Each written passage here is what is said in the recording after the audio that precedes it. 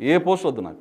మహబూబ్నగర్ నియోజకవర్గ ప్రజలకు వచ్చిన ఆజాద్, ప్రజలకు స్వేచ్ఛనిప్పించారు మీరు. అంతే కదా, నిజంగా స్వాతంత్రం కదా. నేను కూడా మీకు హ్యాట్సాప్ చెప్తా ఉన్నాను యాక్చువల్గా. ఎందుకంటే అంటే నేను కూడా ఒక ఇంటెలిజెన్స్లో పనిచేసిన వ్యక్తిగా ఫారిన్లో నేను ఒక దాదాపు 7 years ఉండి బికాజ్ ఆఫ్ స్టేట్ బైఫర్కేషన్ తర్వాత relocated back for good to make our state strengthen. అంటే అన్నింట్లో ఉద్యోగపరంగా ఎకనామికల్గా ఏదో చేద్దామని వచ్చినాం. వీళ్ళ పరిపాలనలు వీళ్ళ వ్యవహారాలు చూసిన తర్వాత అసలు తెలంగాణ ఇందుకోసం వచ్చింది అనిపించింది. మీ విషయం నేను చాలా దగ్గరగా విన్న తర్వాత, మీతో నేను 2-3 సార్లు ఇంటరాక్ట్ అయిన తర్వాత నిజంగా నాకు చాలా బాధ అనిపించింది. అంటే ఒక నాయకుడిగా ప్రజల్లో నుంచి ఎదుగుతున్నప్పుడు, అంటే మీరేదో వైన్ మాఫియా, శాండ్ మాఫియా, లేకపోతే ఇంకేదో పెద్ద మాఫియా అంటే ఓకే, అరే మంచి పని అయింది పోయి సురేందర్ రెడ్డికి అనుకోవచ్చు. అరే మీరు ప్రజల్లో ఉన్నటువంటి వ్యక్తి, ప్రజల కోసం మీరు ప్రాణం ఇచ్చేటటువంటి వ్యక్తి.